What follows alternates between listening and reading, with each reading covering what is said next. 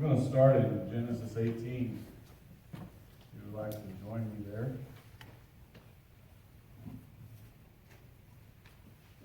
Look at the story that you guys are familiar with.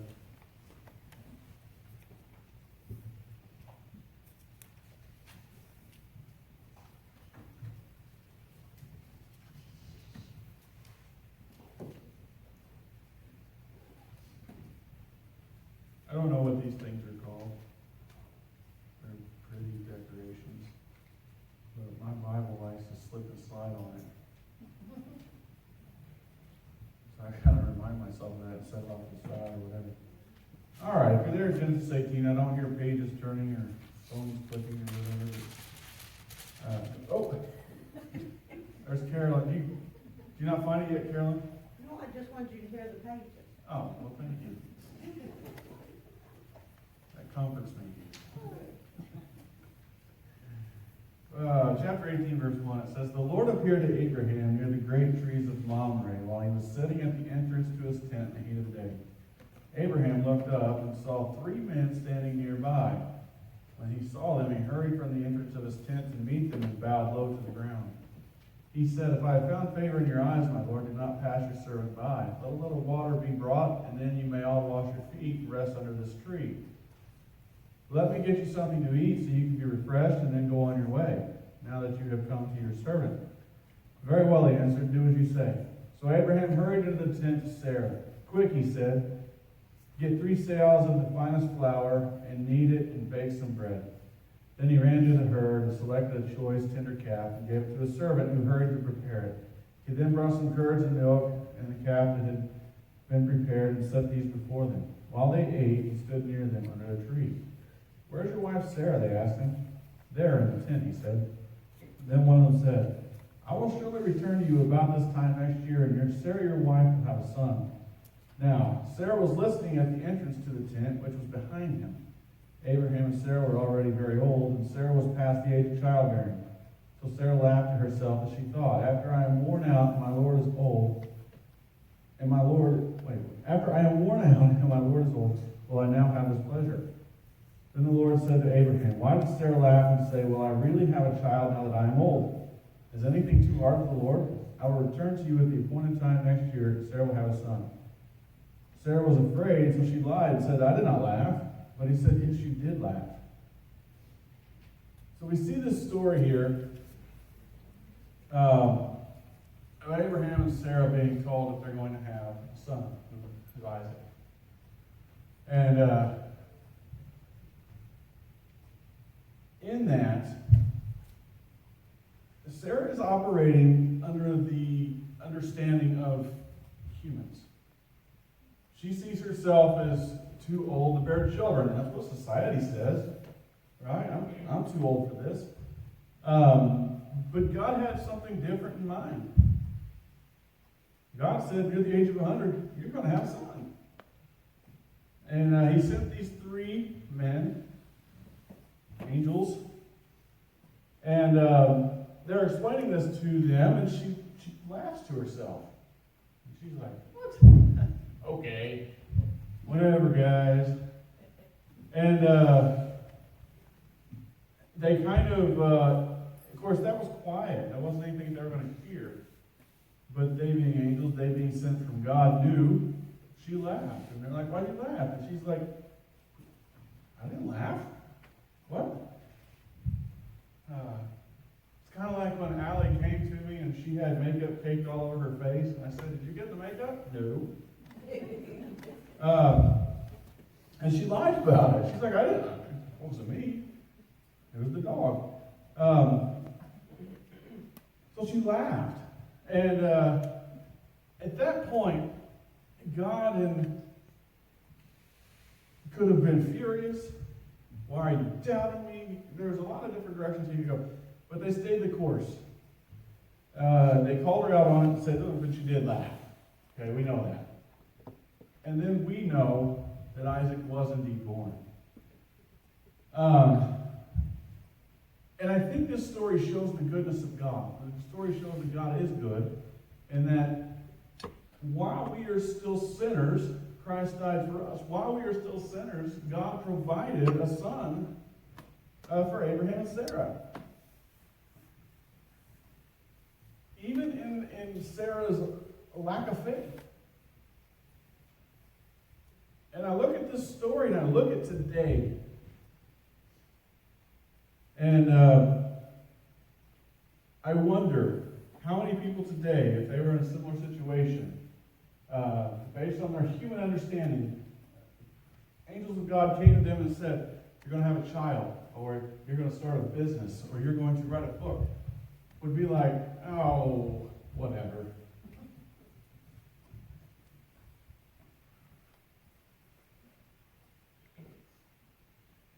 And as I look around, not just here in our country, but worldwide, my heart sinks because I think a lot more people than I would like to give credit for would fall in that category of lack of faith.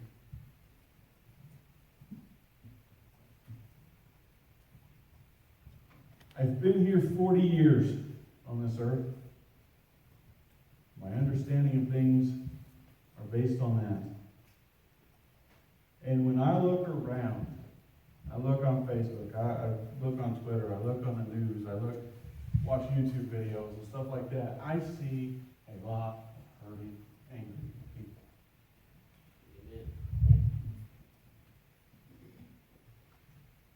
We are divided like never before. Not in my lifetime.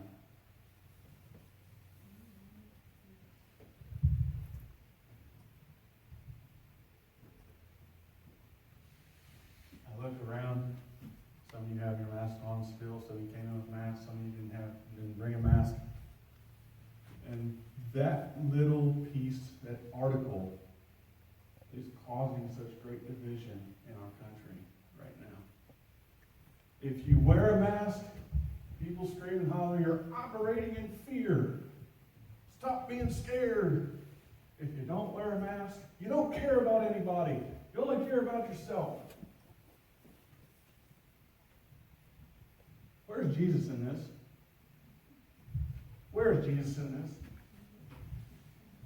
I hurt because I see people. I watched a lady in a parking lot screaming and cussing about masks. And as I sat, I was like, where are we going here? What is going on?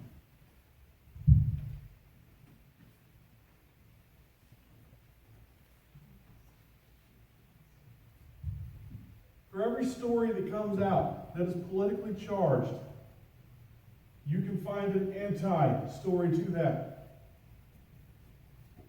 As I dig and I research things, I cannot believe how we are being lied to, whether it's just all out lie or we're being lied to by omission.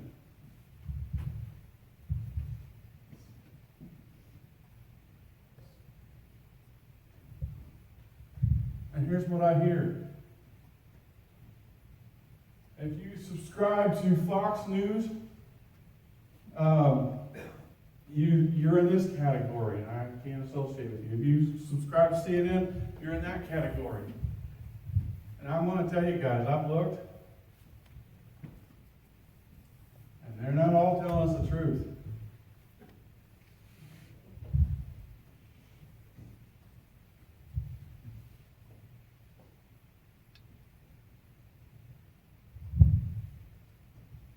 We are being pushed to division. For some time, I was very politically active on Facebook. I started losing friends. And I was like, what am I doing? This is not where I need to be. I don't need to be losing friends. Where's Christ in this?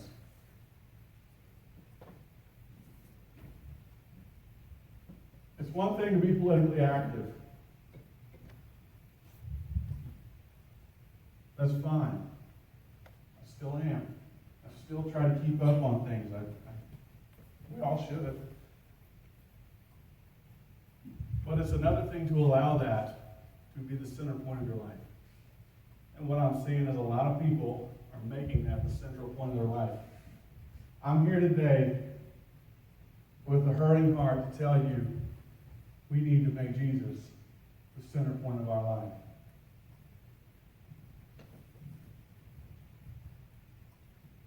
When I think about November, based on numbers from the last election, and I'm talking about the presidential election alone, about half this country is going to be raging mad.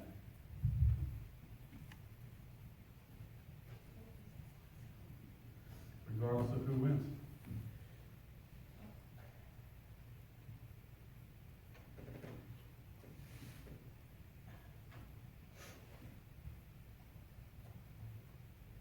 I think about what Christ would be saying if he were to walk our streets right now.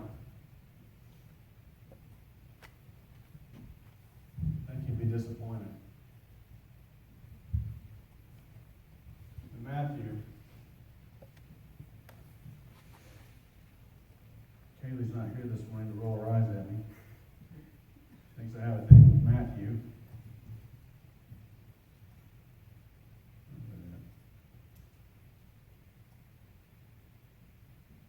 Oops.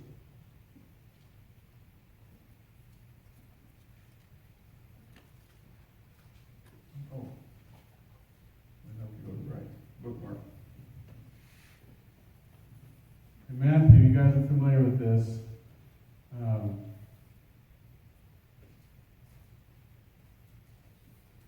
Matthew 22:34. Hearing that Jesus had silenced the Sadducees, the Pharisees got together. One of them, an expert in the law, tested him with this question. Teacher, which is the greatest commandment in the law? Jesus replied, love the Lord your God with all your heart, and with all your soul, and with all your mind. This is the first and greatest commandment. And the second is like it. Love your neighbor as yourself. All the law and the prophets hang on these two commandments. So what Jesus did is he took the 10 commandments, the first 5 commandments, I think it was 5, surround how we should respond and react to God. The second 5 is how we should react to other humans. Jesus summed it up with these 2. Love the Lord your God with all your heart, with all your soul, with all your mind. That's the first. If we're doing that, he teaches us how to love better. The second of that, love your neighbor as yourself. It has been my finding that when I react negatively to my neighbors, oftentimes there is a deep-rooted hatred for myself.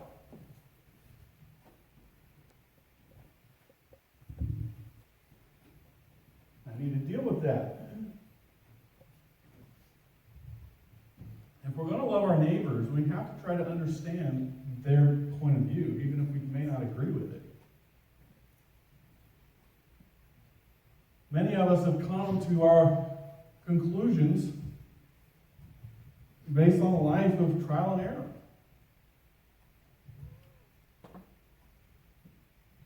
We have deep-rooted interests in these things and deep meanings.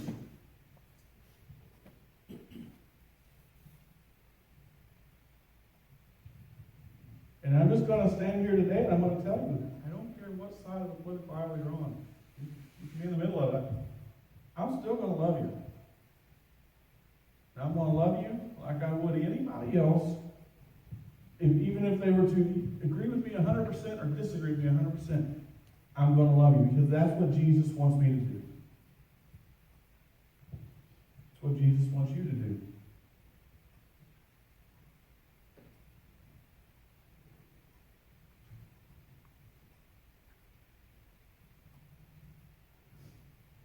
It's a difficult thing when we're seeing division all around us.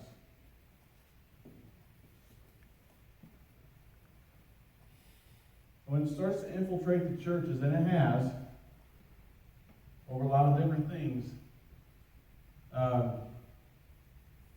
we're on the road to disaster as far as the church goes.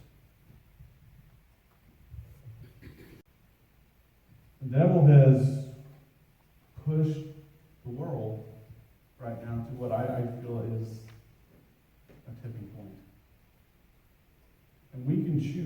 go down the rabbit hole of being politically charged, politically angry, or we can draw near, sidle up to Christ, and ask Him for discernment, ask Him for wisdom, and ask Him to help us love those we may not agree with.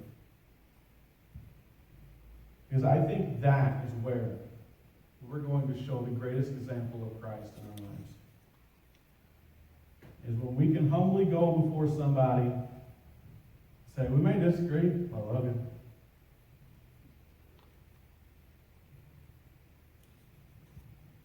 Because Christ, He didn't agree with the Sadducees, He didn't agree with the Pharisees. But He tried to show them love and truth.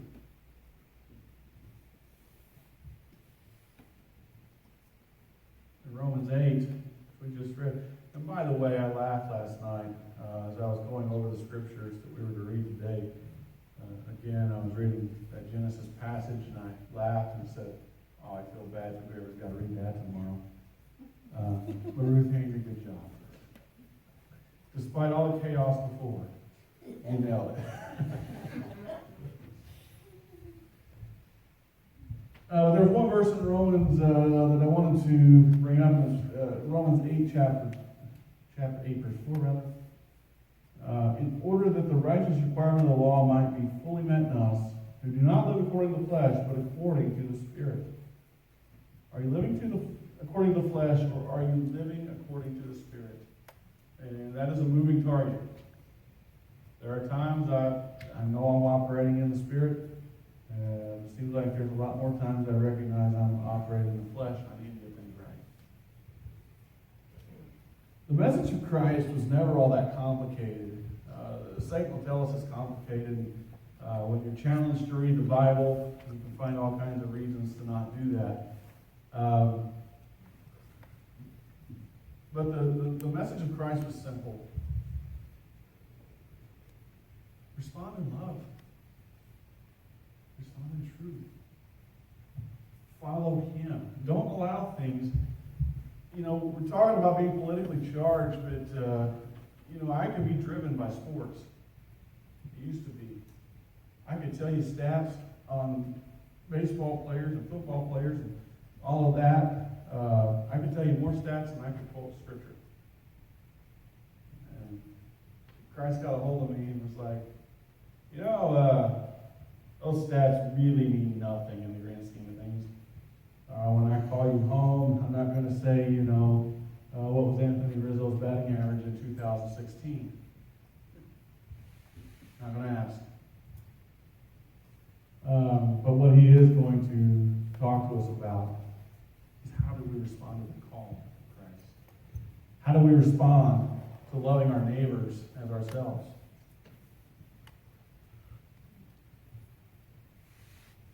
Again, I'm not telling you to not be politically active, I certainly am. But if you push or you put your thoughts, your beliefs, how are you handling that? Are you handling that in a manner of hate, or are you handling that in a manner of love? Because there's two ways to go about doing it. I have no problems with people being politically active and handling it in a manner that I feel is Christ-like. That doesn't mean just sit down and be quiet about it. But do so without hate, without ego, in a humble manner. Once I think we get to that point, we can open eyes for people to see and understand our thoughts, our beliefs, why we got to this point.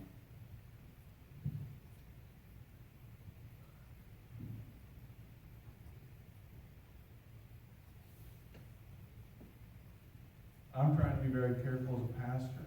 If I talk to you guys, I try to stay far apart. Prayer request just came across the Emmaus prayer chain. Lady in Odin, I don't know where her sister goes to church, but her sister, the pastor, was shaking hands with people. And guess what happened? People wound up getting COVID. 20 people from the church now have COVID. I don't want that. I would like for us to be able to come together, worship, and everybody remain safe and not get sick.